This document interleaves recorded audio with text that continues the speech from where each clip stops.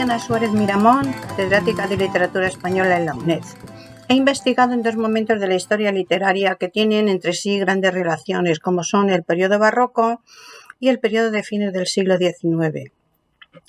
Como investigadora del Siglo de Oro he trabajado en los mayores autores, Cervantes, Góngora, Quevedo, y sobre todo he dedicado muchos estudios al teatro, como de Lope de Vega, de Rojas, Tirso de Molina, Vélez de Guevara, pero especialmente he dedicado trabajos a Calderón a partir de mi integración en el Grupo Griso. He publicado numerosos trabajos sobre el autor y las ediciones críticas del Gran Mercado, Psiquis y Cupido, en colaboración con el profesor Rull, y el Gran Teatro del Mundo, que acaba de salir en la editorial Reichenberger también, en colaboración con el profesor Ignacio Arellano y el profesor Rull, que es el volumen que cierra la colección de autos. En el año 2018 recibí el Premio Nacional Nebrija de Cultura Viva por mi trayectoria investigadora y docente. He dirigido más de 20 tesis doctorales y múltiples trabajos de fin de máster en filología y en secundaria. También he participado en procesos de transferencia de conocimiento en programas de radio y televisión de la UNED y en la realización del vídeo en colaboración con el profesor Rull, el teatro y la vida teatral del barroco de la corte al pueblo.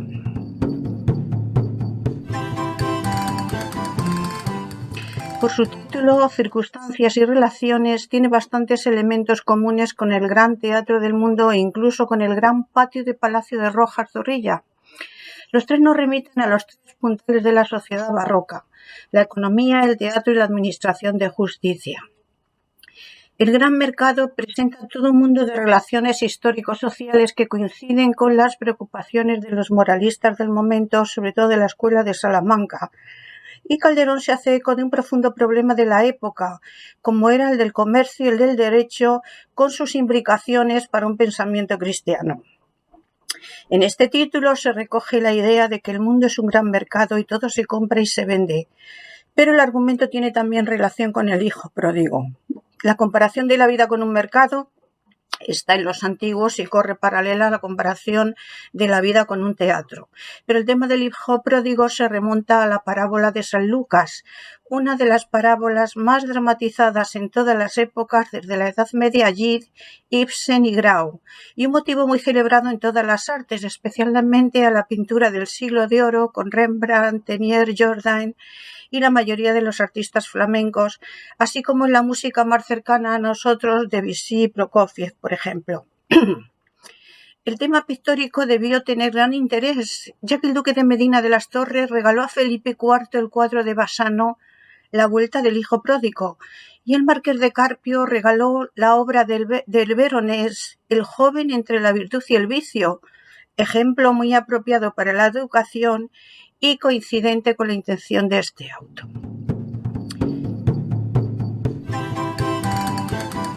Calderón de la Barca, que vivió casi un siglo, 1600-1681, vivió en el siglo más rico y conflictivo de nuestra época áurea. Pero nació y murió en Madrid, lugar de la corte y centro donde se dieron cita los dramaturgos más importantes, Lope de Vega, Ruiz de Alarcón, Tirso de Molina, y donde se desarrolló una vida artística de gran riqueza. Conoció todo el reinado de Felipe IV, entusiasta del teatro y parte del de Carlos II.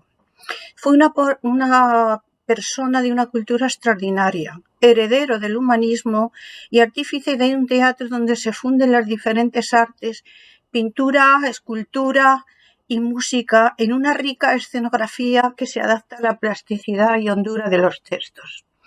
Comenzó a escribir teatro muy joven. A los 23 años, en 1623, estrenó su primera obra, Amor, Honor y Poder, en cuyo título se resumen los temas más importantes que fueron constantes en su vida.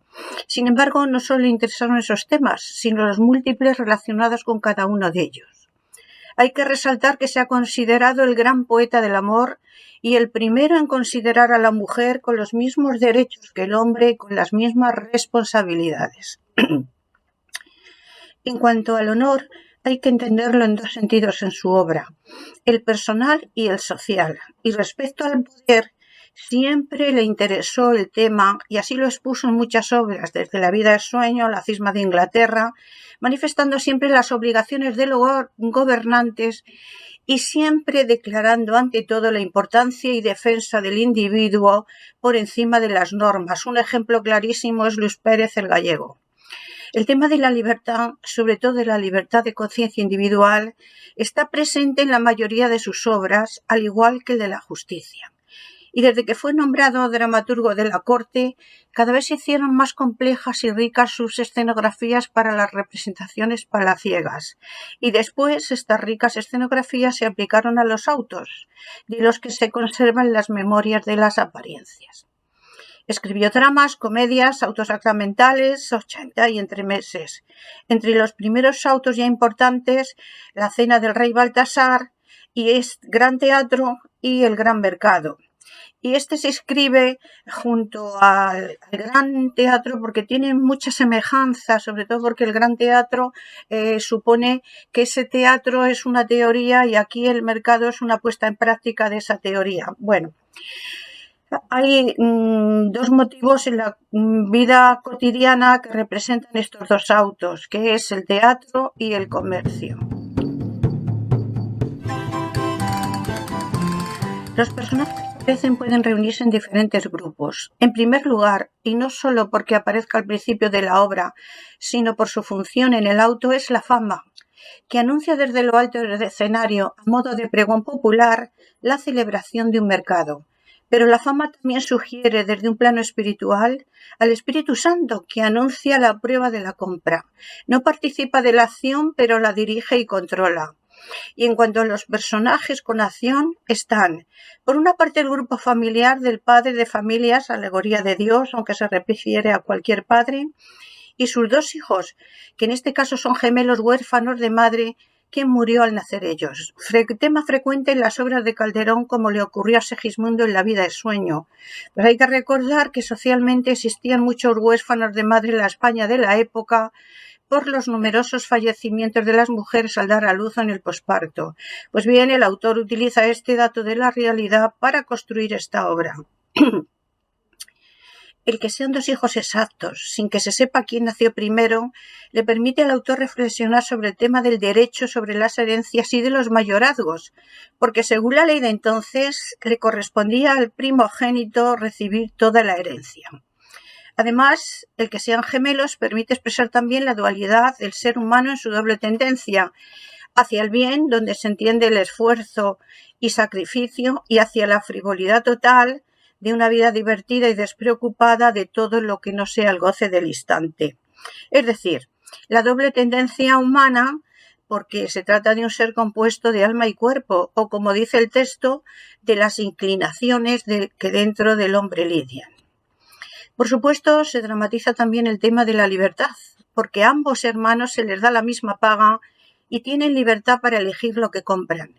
Sus nombres, buen genio y mal genio, expresan ese sentir múltiple de manera lacónica que atiende a los caracteres humanos.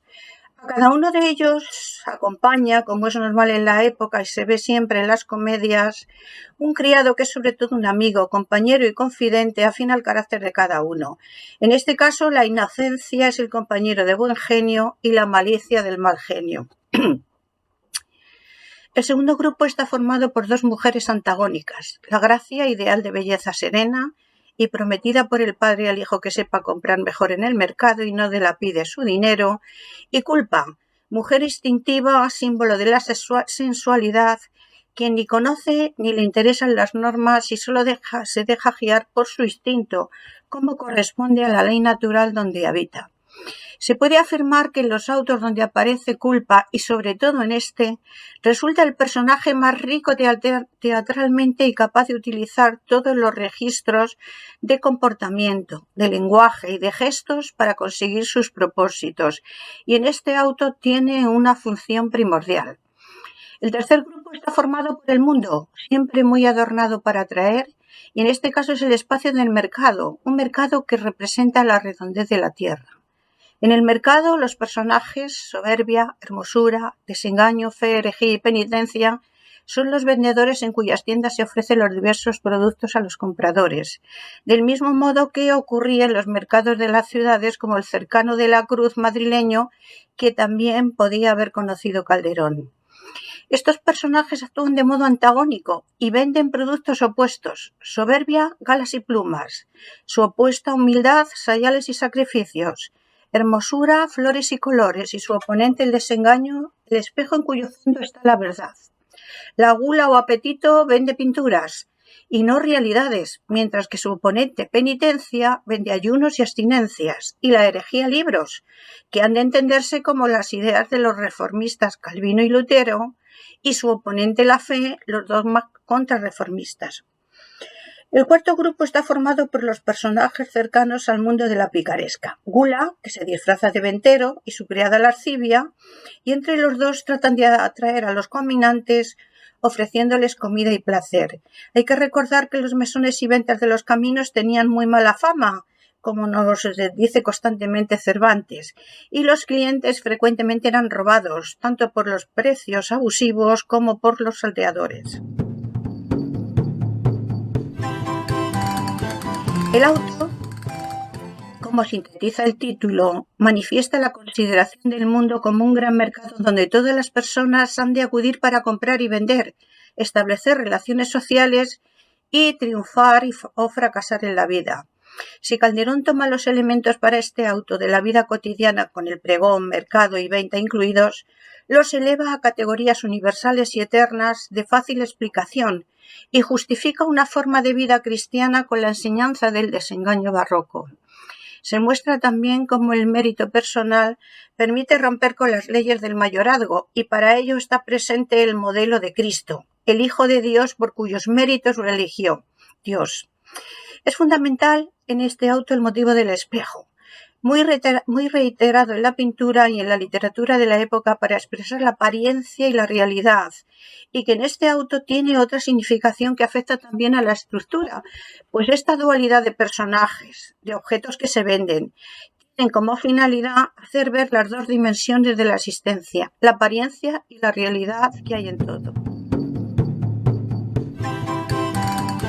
Como en la vida popular de la época, donde un pregón avisaba de la realización de un mercado, en el auto, la fama, antigua divinidad, se presenta en lo alto del escenario ante el Padre, acompañado de sus hijos, criados y gracia. En el pregón se advierte a los mortales, además de que se va a convocar un mercado, que el que compra bien o mal no lo conoce hasta el fin. Los hermanos van con su talento, que es una moneda imaginaria, para tratar de llevarse la mejor vengancía y enseñarle al Padre y conseguir así la mano de gracia y el mayorazgo prometido. Sin apariencia, se trata de una obra de estructura simple, propia de una elaboración de primera época. A poco que se profundiza en su composición, se observa una organización compleja, cerrada, redonda y realizada a base de elementos paralelísticos relacionados con esa técnica de los espejos. El argumento consta de una breve introducción donde aparece la fama, avisando del mercado, y 5 momentos en los que se desarrolla la acción. La aparición del padre de familias, que decide hacer una prueba con sus hijos. La prueba es fundamental en todo el teatro de Calderón, para saber en este caso a quién ha de elegir para crear su mayorazgo. El camino desde el valle hasta el mercado, la parada en la venta, las compras y la vuelta a la casa familiar. Triunfa al fin el buen genio por su esfuerzo, que lo ha elegido libremente. La dialéctica es constante entre los personajes opuestos y el significado del auto es muy claro.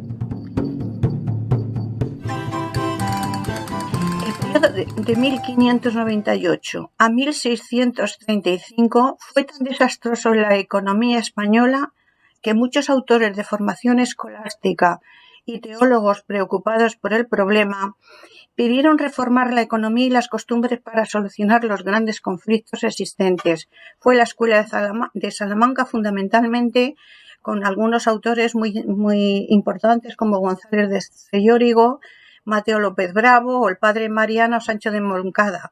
Fueron los que atendieron los diversos factores que impedían la regeneración, por primera vez la palabra regeneración del país, el problema de la constante fluctuación de la moneda, con la consiguiente pobreza del pueblo, la subida exagerada de precios, los altos tributos y los fraudes derivados de un comercio exterior sin control. Si los teólogos de la Escuela de Salamanca, cuyas doctrinas han sido muy admiradas por los mejores economistas actuales, tuvieron que intervenir en el debate económico por las proporciones del problema y sus imbricaciones con la moral y la justicia, no es extraño que un autor como Calderón, volcado en los problemas de su época, utilizase el tema para dramatizar las relaciones sociales derivadas del comercio. Hay que recordar que históricamente las devaluaciones de la moneda, sobre todo las de 1636, una fecha muy cercana al auto, provocaron consecuencias devastadoras para la población. Y esas devaluaciones fueron una práctica muy condenada por los moralistas, especialmente por el padre Mariana, quien consideraba que el rey no era dueño de los bienes de los vasallos. Por ello, las palabras de Inocencia sobre la universalidad de la pobreza, presente también en las palabras del pobre y del labrador en el Gran Teatro, y en El poder, en la pobreza y no hay más fortuna que Dios del año 47, testimonian el gran problema de la época. Desde una visión ingenua como es la del personaje Inocencia, se nos da una alerta de esta situación. Dice Inocencia: no importará que venda el mundo cuanto haya si no hay en todo el mundo quien tenga un maravedí. Y en otro momento de la obra declara: porque la inocencia, como no tiene talento que gastar, no compra nada. Particularidades del auto. Es uno de los escasos autos donde no hay apoteosis eucarísticas junto a la Hidalga del Valle, y solo se sugieren dos momentos. Primero, en el mercado, cuando la fe opuesta a la herejía se refiere a la gracia del sacramento y al pan de la gracia, y al final, cuando el Padre ha declarado como heredero suyo a Buingenio, le lleva a su lado y se refiere a las glorias del sacramento, frase condensada en los versos que se reitera con la música acompañada de chirimías, instrumento, como es sabido, utilizado para expresar la cercanía celeste. Otra característica del auto es que representa, creo que como ningún otro, de una manera tan evidente, el dualismo barroco. El auto plasma muy bien la dualidad de esa época barroca que se debatía entre dos extremos, entre el ansia de goce, vitalismo y sensualidad como tendencia natural de los sentidos y el deseo de trascendencia al que todo ser aspira, en una época difícil en que la alegría de vivir tenía tanta fuerza o más que el sentido religioso. Otra característica del auto es el carácter realista.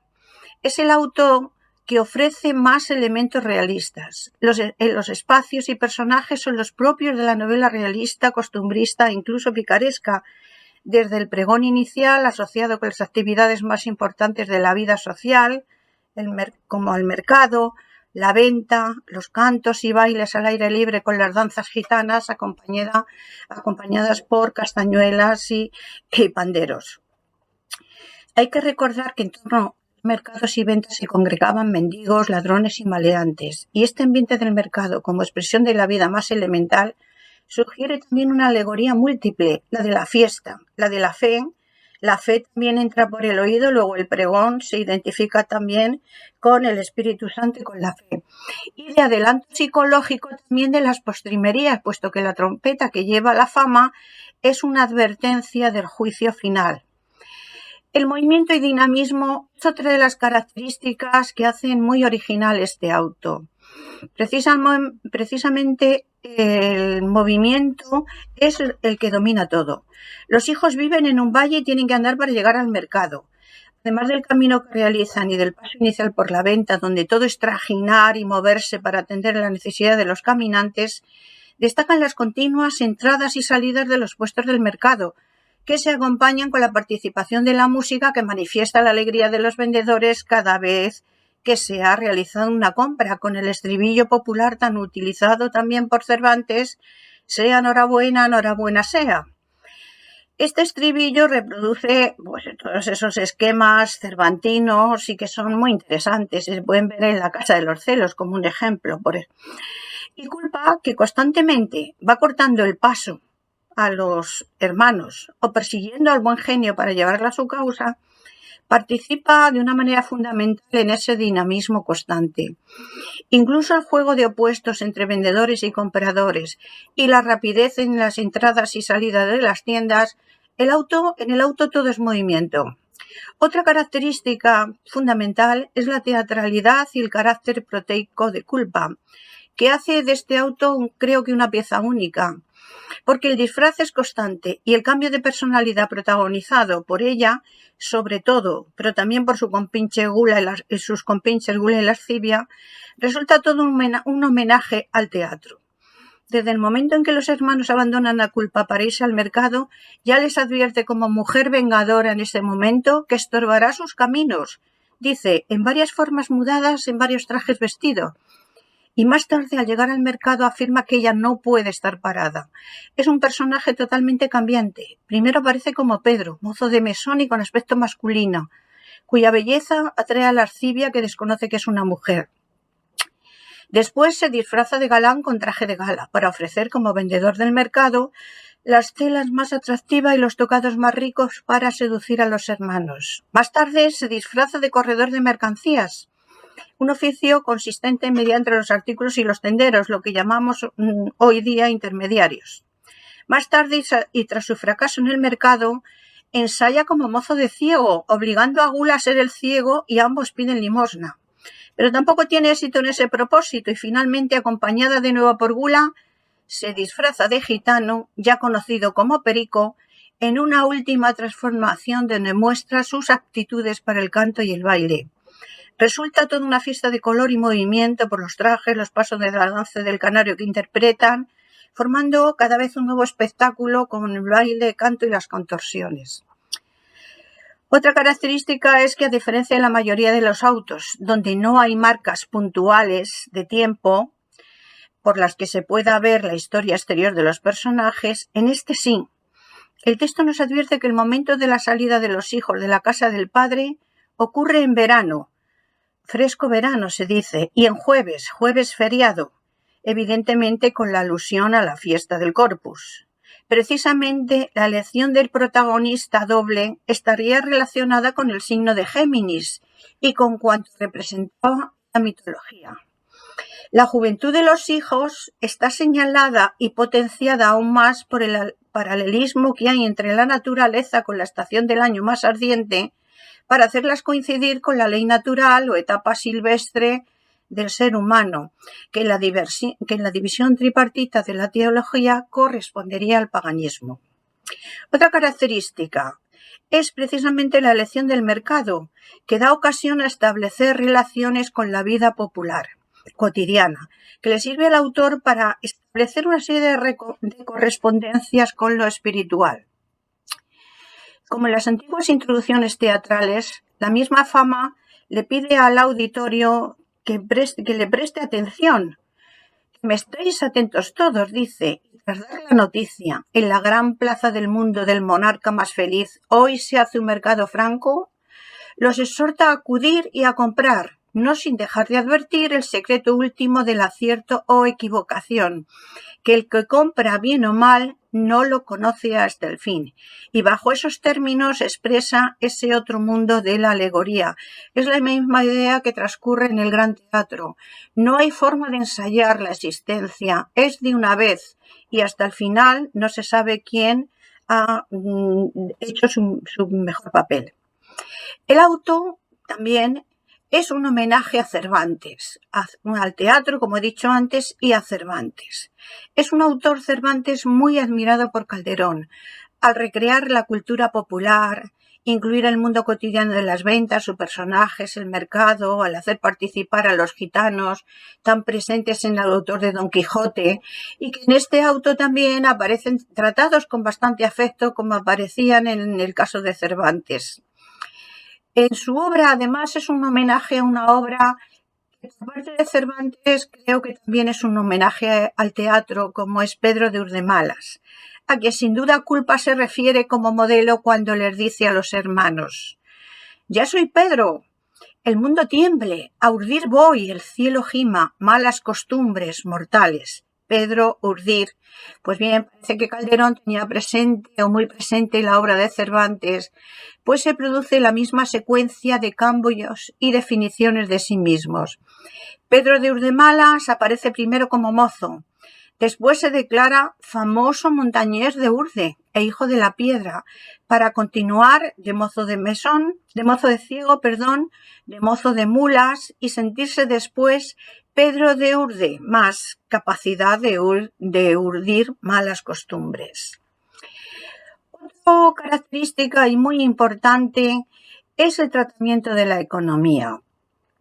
El tema de la economía le permitía sintetizar a Calderón un legado humanista, bíblico y crítico, y conectarlo de manera sencilla y natural con el inmediato mercado cotidiano y con los fraudes, engaños y falta de dinero que surgían en torno a ese espacio de gran atractivo pese a todo. Frente a estas interpretaciones económicas ancladas en el pasado, como ocurría con el tema de los mayorazgos, Calderón sigue la tesis de los economistas más avanzados en su época, como la del pensador López Bravo, que condenó esta práctica de acumulación de riquezas en una única persona por considerarla injusta, porque los hermanos que no eran el primero no recibían nada, y beneficiar con ello la ociosidad.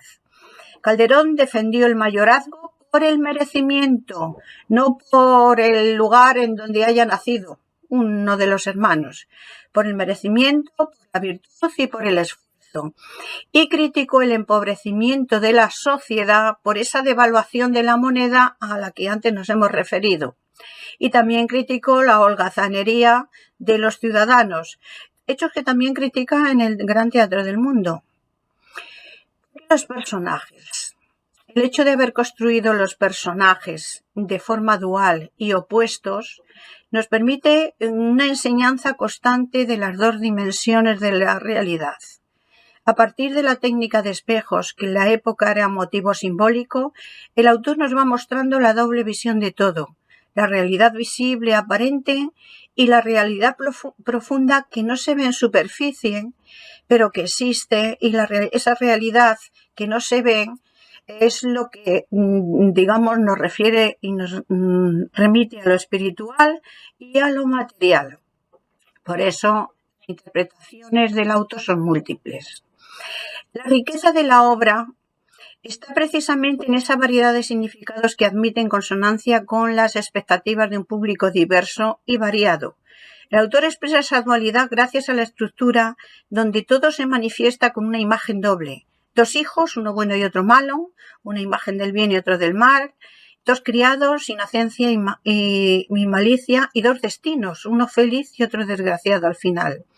Es el personaje Inocencia quien tiene la función de gracioso en la obra, siendo capaz de romper la ilusión dramática en dos ocasiones para hablar precisamente de las características del teatro, de la escenografía, cuando se refiere a la fama, pajarote, y le dice, si te caes, que estás hecho de cera y cáñamo, si te caes te harás 1000 pedazos. Y después, cuando está en el escenario con su papel, se dirige al auditorio, especialmente femenino, y les pregunta que qué quieren más que las de un caballero, algo bueno o algo malo. Evidentemente, es una llamada de atención también para el público femenino que estaba en las butacas. El mensaje del autor se puede percibir, por tanto, desde dos ópticas ante la vida. Se ofrece lo que se puede disfrutar, pero también con lo que se puede disfrutar lo que se puede perder. Y la libertad de elegir es un elemento constante. La doble imagen, positiva y negativa, sirve en cualquier caso de invitación a la reflexión para los diferentes espectadores. Si tenemos en cuenta que el espejo, símbolo del desengaño, ofrece una apariencia y solo tras una mirada profunda enseña la verdad, la conclusión didáctica no admite dudas en el auto. Y hay que recordar que en la pintura, arte muy defendido y utilizado por Calderón, hay que recordar también los emblemas y que en la literatura de la época el espejo estaba unido a la verdad precisamente por esa capacidad de expresar la dualidad y el conocimiento de sí mismo, de donde procede la asociación con el desengaño, como se ve muy bien en Quevedo en El mundo por de dentro, por ejemplo. Pero si Inocencia es importante y lo que es realmente la libertad de elegir es importante, tiene un gran interés Culpa, que es el personaje más interesante del auto por su teatralidad y capacidad histriónica, que muestra el dinamismo constante y el engaño que recibe el mundo y sobre todo la inestabilidad que hay en todo, inestabilidad que era una de las características propias de la época. Es precisamente Inocencia la que informa de la fragilidad de las tramoyas en el teatro, pero es Culpa la que nos va dando precisamente la apariencia, el engaño, la mentira y lo atractivo que es.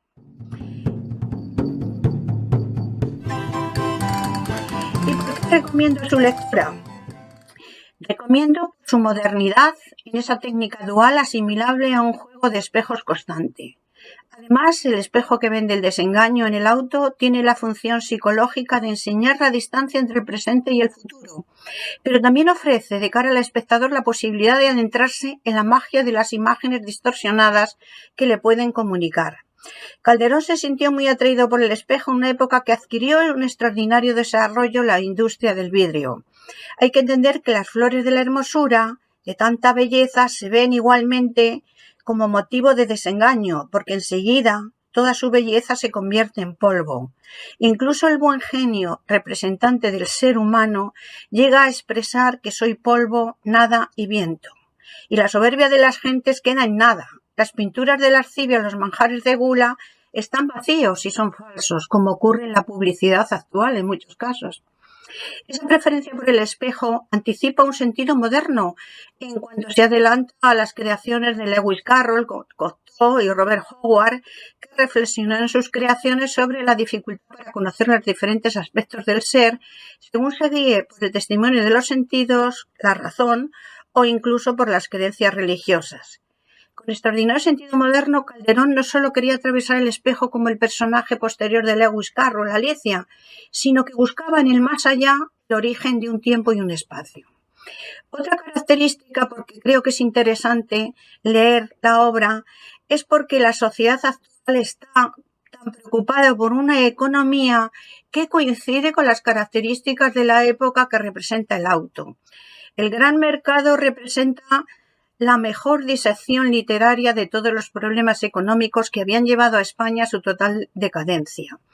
No solo expresa la alegoría de la existencia en términos mercantiles, sino que nos transmite una amplia información del comercio, desde el vocabulario, los elementos jurídicos sociales asociados al mismo, hasta uno de los temas más importantes de la época, como era el del mayorazgo, prioritario en las teorías de los teólogos y moralistas por su repercusión en la economía y por el carácter injusto, aunque fuese legal, y por supuesto por el problema de las tierras.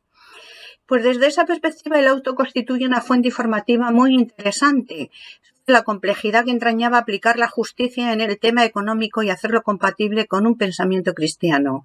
Calderón analiza los elementos que habían abordado los teólogos preocupados por el tema, desde ese institucional mayorazgo al popular mercado, las ferias, el mundo picaresco, la pobreza, la holgazanería, incluso el comercio marginal de los gitanos, para ofrecernos un amplio panorama del tema y sus consecuencias.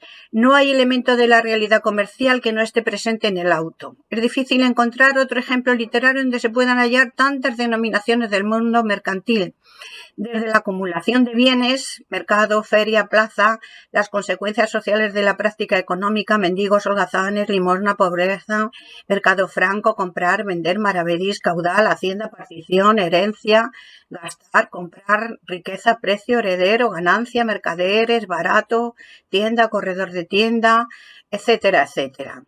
También el auto permite revivir la situación real que existía en el Madrid de la época, que se nos ha transmitido también por documentos.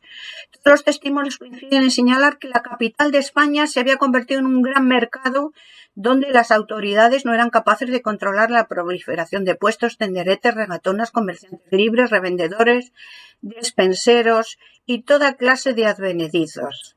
Pues bien, esta actividad servía en otras ocasiones de excusa para otros comercios de tercerías y celestinazgos. La sorprendente vitalidad del comercio madrileño se puede captar perfectamente en el auto. Incluso el laberinto y el bullicio del mercado parece reproducir los continuos cambios, disfraces en la estructura circular del auto, las idas, vueltas, los cambios, abrir, cerrar, etc. Entonces, lo importante es que la estructura esa circular del auto, de ida y vuelta a la casa del padre, puede representar perfectamente el camino del hombre hacia el origen de donde ha venido, el origen donde se quiere ir. La presentación de una pequeña escena. Presentamos la escena cuando Culpa llega a la venta, persiguiendo a Buen Genio para hacerle suyo, y se ofrece como mozo de mesón, y Gula y Lascivia alaban su apostura y personalidad. Culpa, que conoce muy bien el género humano, expone su experiencia para el trato humano en una gran lección de cinismo y adulación para obtener todas sus ganancias. Eso es todo.